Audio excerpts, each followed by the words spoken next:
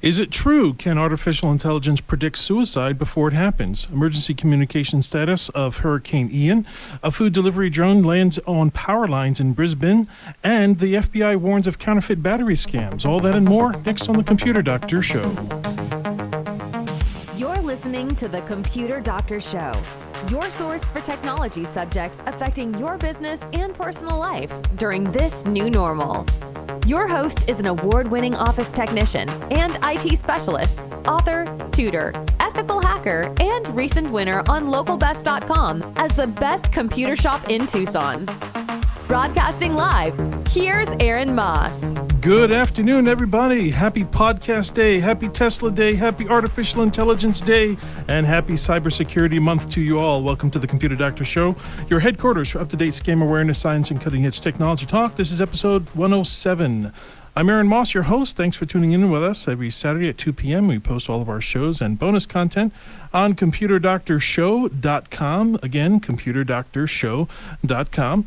I'd love to hear from you today because I am flying solo today. Our good friends at the Unscrewed Theater have not shown up today. Not sure why, but I'm sure there's a really good reason.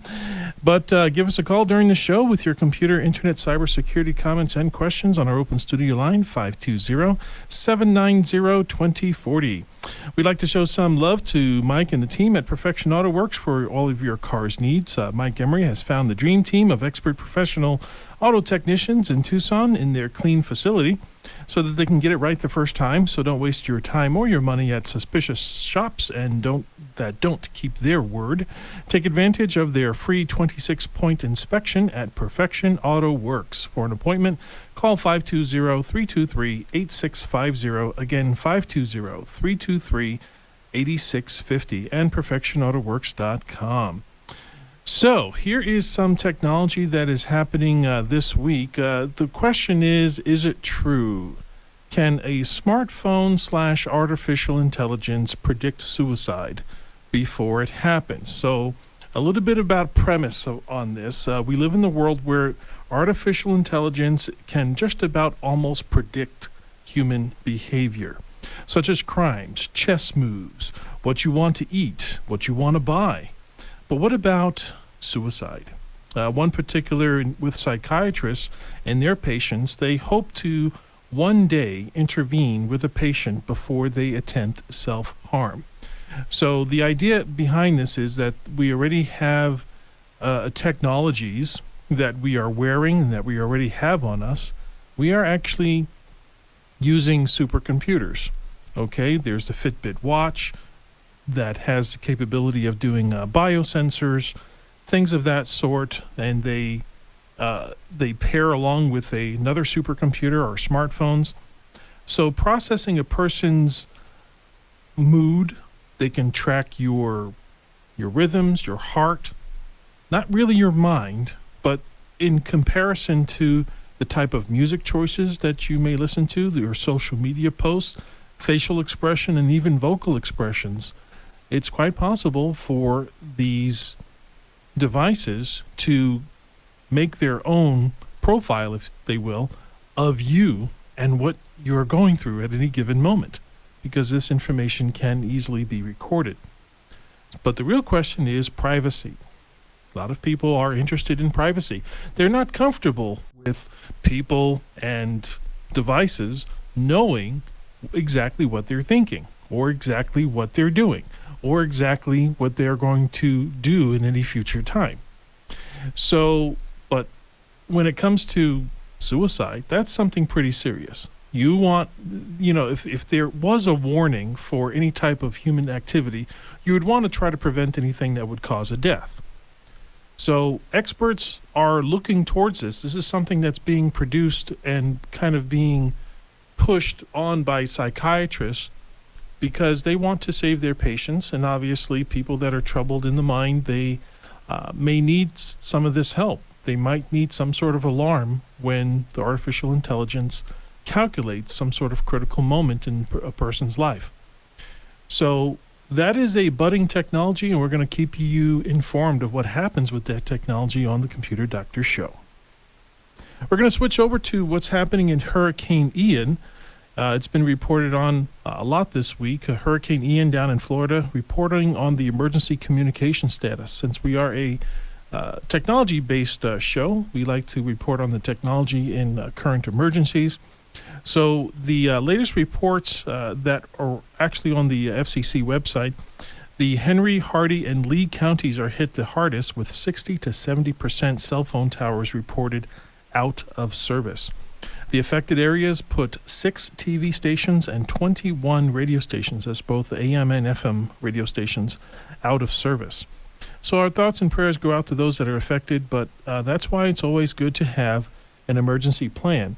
And something else that you want to consider, if you haven't already considered, is starting to, if you're at a point where you are about to switch cell phone carriers, you might want to think about switching to T-Mobile, and I'll tell you why. T-Mobile, as we have mentioned in other shows, they now have or are in the process of making an arrangement with Starlink and their ability for their cell phones to now communicate using satellite direct connections. That's right. Your cell phone, instead of when it cannot find a landline cell phone tower or a tower that's on the ground, it will actually start scanning the 4 satellites in outer space. And these are the low orbit satellites that are put out there by Starlink, which is a satellite company and space company. And that's all by Elon Musk. Now, this is a little bit of a pie in the sky ideas, but the question is how much is this going to cost? Great question. It's not going to cost anything more than what you're already paying for your regular T-Mobile plan. At least that's what we're being told right now. We don't know if that's going to change, but we'll keep you updated as things progress with those T-Mobile plans. And by the way, T-Mobile is not a sponsor of the show, at least not yet. But these are just things that I've come across that I think is beneficial for you to know. Okay, this next story is actually pretty funny because it involves a food delivery drone that lands on power lines. Now, you know how I feel about food. And we have all these jokes about, pizzas being delivered by air and chickens flying overhead by drone and stuff. We've had all those jokes. But this is something typical that those that are programming the drones and their flight patterns and exactly how they work, this is what they're trying to avoid. They're trying to avoid obstacles. Anytime you have a flying drone, and I have to mention flying drone because there's also ground drones that use wheels.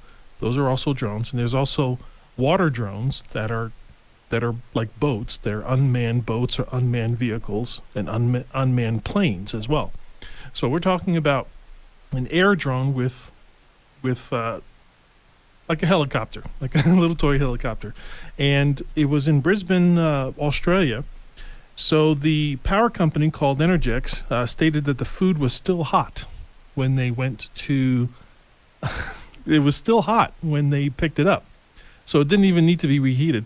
I am assuming that one of the power guys ended up eating the food. And I really, really tried to find out what was in the drone. I don't know if it was chicken, if it was a burger, or if it was a pizza, because I was gearing up to just tell a joke about whatever food that was. But I'm not sure exactly what was in it, but the United States, Finland, and also Australia is where drone delivery is really starting to take off. And that's a pun, taking off, right? So in Australia, the drones are operated by a company called Wing, which is also owned by Alphabet, which also owns Google. So in August of last year, Wing offered deliveries to 100,000 customers in Brisbane, where the crash took place, and made some 200,000 deliveries as of this March.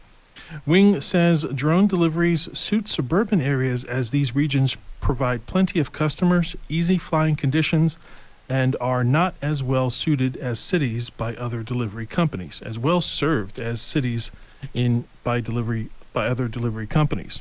So it has to meet a certain market. There's a little niche market of where these drones can be used.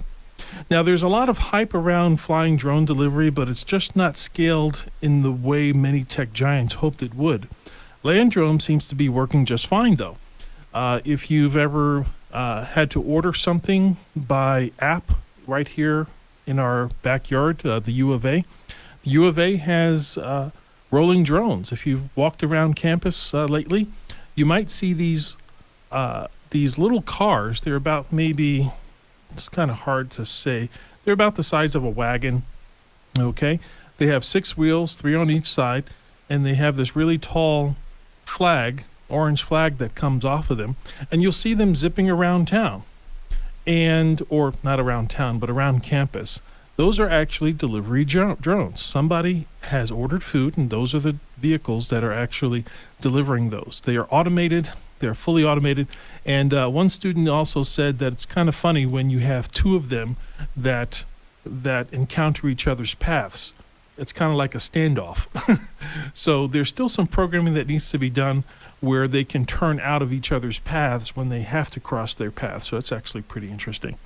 So I still have not. I'm still looking forward to my time where I actually have to order something at the U of A. I don't spend a whole lot of time at the U of A, but I'm looking forward to that time where I can order a meal somewhere in the U of A and have one of these ground drones deliver my food. That would be really, really something. We're going to take our midway commercial break with a word from our sponsors. Up next, science and tech history from this week and the FBI's warning of fake battery scams. This is the Computer Doctor Show. We'll be right back.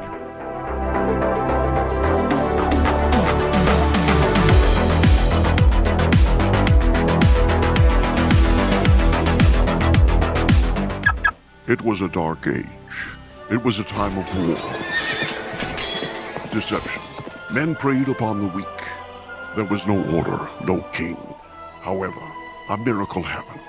In Midtown, a wrench in stone above an anvil appeared, wherein letters of gold proclaimed, "Whosoever removes the wrench from the stone has found the age-old quest for royal coach service." Many tried, but no one could remove the wrench. Until one day. Who's that young lad at the wrench? And who does he think he is? He hasn't a chance, you dreamer! I can't believe it. How did he do it? I had my coach serviced at Perfection Auto Works. It was Excalibur. The common man can now become royalty. And so it came to pass that the people's desire for perfection was quenched. Perfection Auto Works, 323-8650, and perfectionautoworks.com.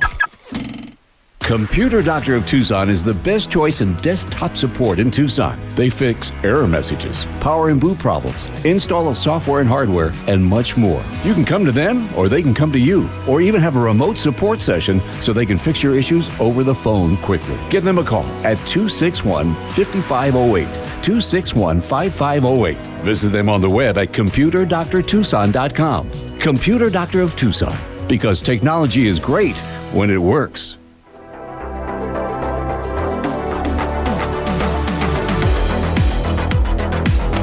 Welcome back to the Computer Doctor Show, your source for scam awareness, science, and cutting-edge technology talk. I'm Aaron Moss, your host, and I'm flying solo today. We're going to take a look at science and tech history that is happening this week in history. We have 3 things. First, on October 1st, 1982, which was 40 years ago, the first commercial compact disc was released in Japan. And who can guess who the artist was? I'll let you think about that one. But that also brings to mind, what is the best music medium now? Because we've started with records, and then we've worked through 8 tracks, and then we had the CDs. What would you say is the best music medium now that people are using? So I'll leave that one for you. We have a caller, Mark, on line 1, I believe. I'm not sure if you had a comment or question about something we've already discussed or something new, Mark. Might be something new and something old, because I'm sure you covered these before. And anyway, so since they're droning on about drones, Mm-hmm. Anyway, so I've switched out of my very low-speed internet access. Mm-hmm. I'm out in the middle of nowhere. I've got Verizon now, so I have a real internet, a real speed internet. And I'm wondering about maybe Verizon has it, or if I were to get a VPN. I'm worried about security all the time. Mm-hmm. And all I have is the Windows 10 security that comes with my system. Mm-hmm. And I'm always very careful on, never clicking on stuff. Don't go to any bad kind of websites, or websites could be malicious. You sound like an excellent listener to the show, because we're always encouraging that. Okay, go on with your question. But there's things have happened in the past that somehow I've gotten infected in years before, and no matter how hard I try to keep myself safe there, but. So are you recommending any kind of a VPN or any kind of additional security other than... Okay, so that's a good question. We've talked about VPNs, but the angle I like to answer your question is, what is a VPN good for? We know what it does and how it works. So just a little bit about a VPN. A VPN is basically stands for a virtual private network. It is a service that you subscribe to, that you buy into, and usually you have to pay some sort of monthly fee. It comes with a program or app that you install onto your device. You open up the program or that app, and you turn your VPN on.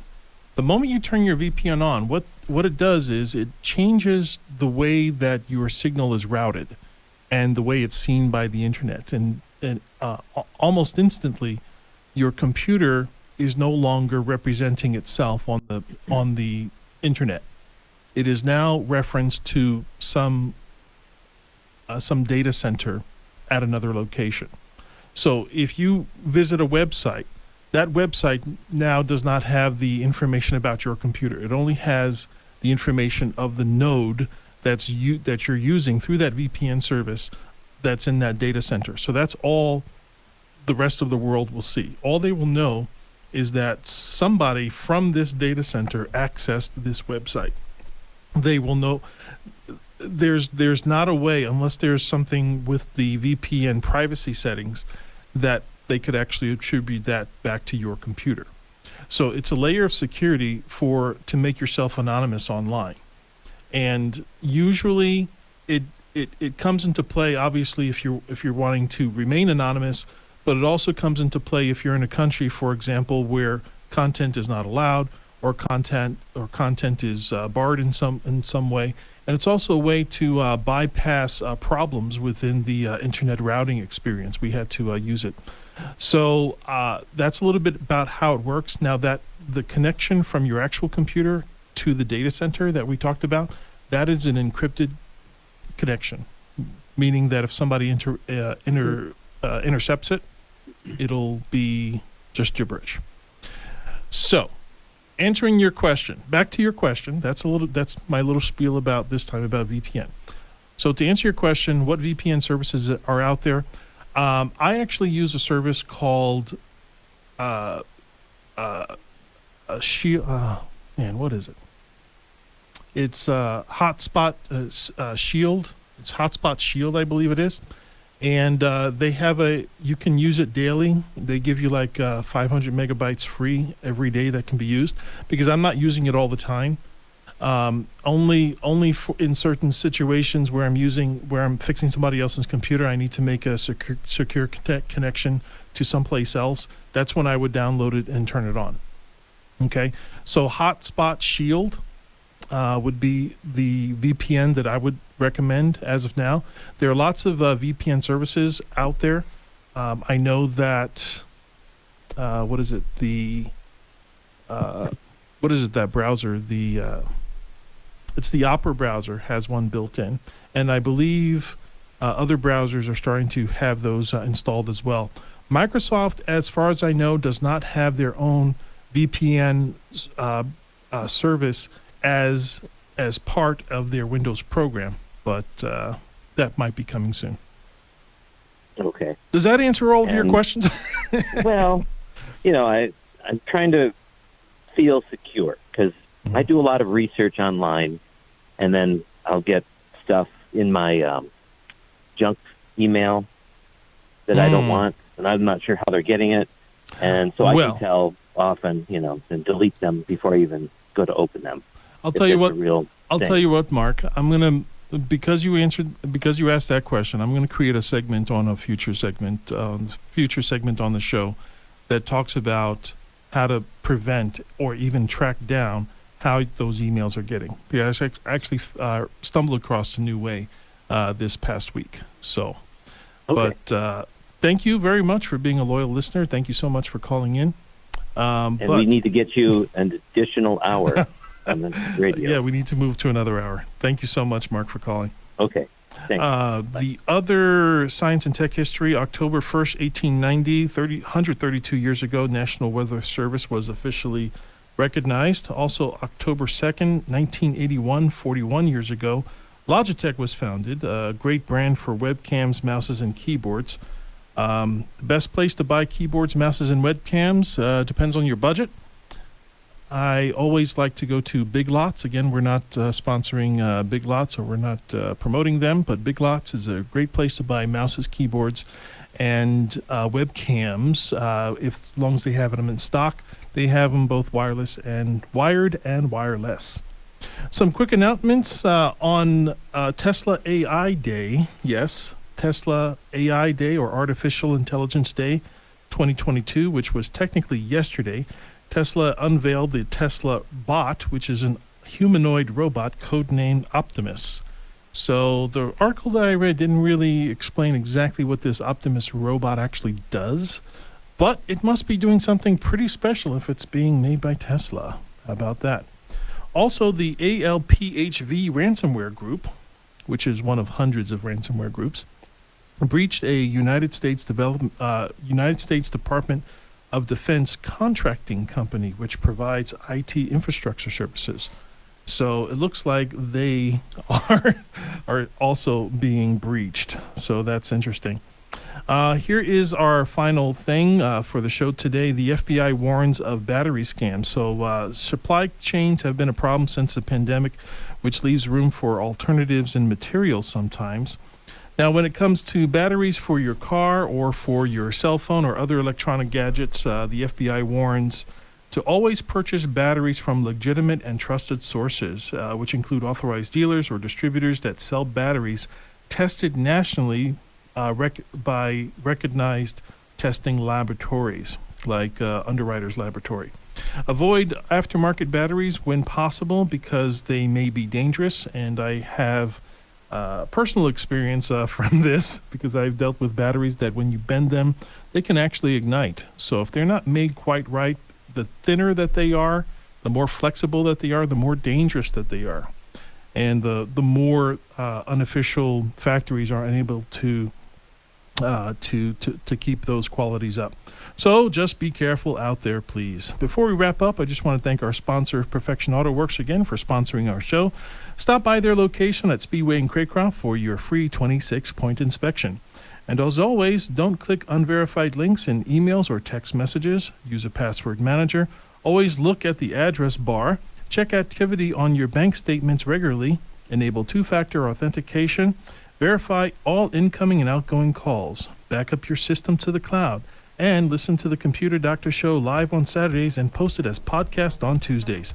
If you missed any part of this episode, go to computerdoctorshow.com, click episodes, and find episode 107. My name is Aaron Moss, your host and technology expert. Tom Fairbanks is at the control board.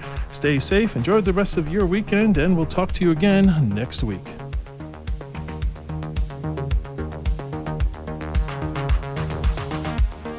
We hope you enjoyed this episode of The Computer Doctor Show. If you missed any part of this live broadcast, we post all our episodes online at computerdoctorshow.com.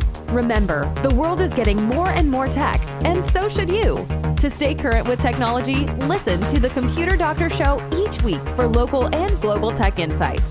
If you have suggestions for a topic on a future show, send us an email at info@computerdoctorshow.com.